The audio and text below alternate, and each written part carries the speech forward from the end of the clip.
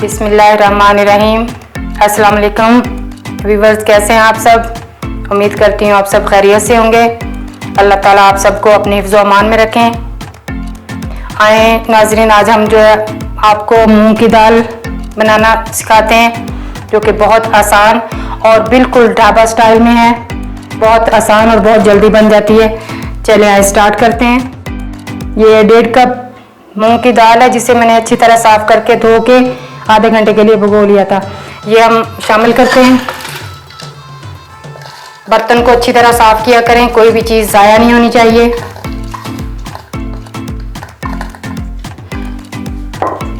एक medium size प्याज डाल देंगे। एक मीडियम साइज का टमाटर है। अदरक लहसुन का पेस्ट है, यह अब हम शामिल कर देंगे। ये खुश्क मसाले हैं, जिसमें पिसी हुई सुरख मिर्च, काली मिर्च, गरम मसाला, खुश्क धनिया, नमक, हल्दी पाउडर और कुटी हुई लाल मिर्च, ये हम शामिल कर देंगे। अब हम इसमें 2 गिलास पानी के ऐड कर देंगे। 1/2 चम्मच घी डाल के अच्छी तरह इसको मिक्स कर देंगे।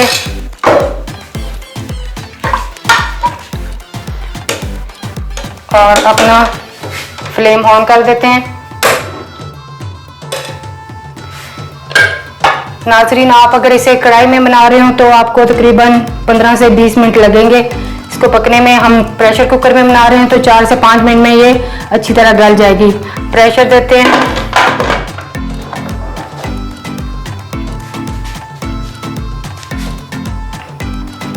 अब 4 से 5 मिनट लगेंगे इसे अच्छी तरह गलने में। देखें नाज़रीन, हमने जो है ना प्रेशर को खोल दिया तकरीबन 4-5 मिनट बाद। और ये देखें दाल बिल्कुल हमारी गल चुकी है, अच्छी तरह स्मूथ हो गई है। अब हम जो है ना इसके लिए तड़का रेडी कर लेते हैं। 3-4 चम्मच इसमें घी के शामिल करेंगे। घी को अच्छी तरह गर्म होने दें।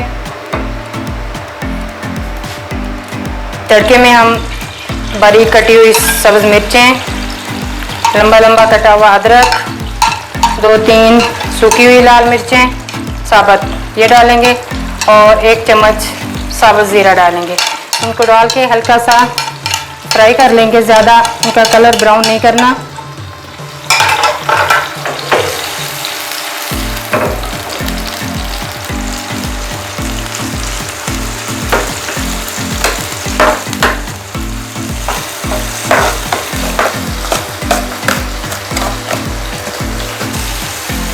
एक 2 मिनट बस इनको फ्राई करना है, ज़्यादा डार्क कलर नहीं करना। देखें कितनी अच्छी खुशबू आ रही है।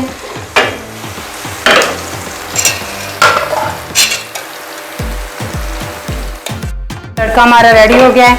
हम इसे अब चूल्हा बंद कर देंगे और इसे दाल में ऐड कर देंगे।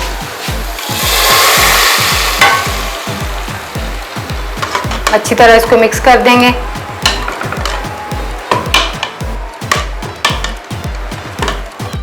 देखें दाल हमारी बिल्कुल रेडी हो चुकी है।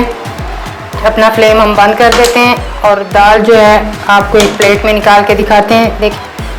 देखें कितना अच्छा इसका कलर आया है।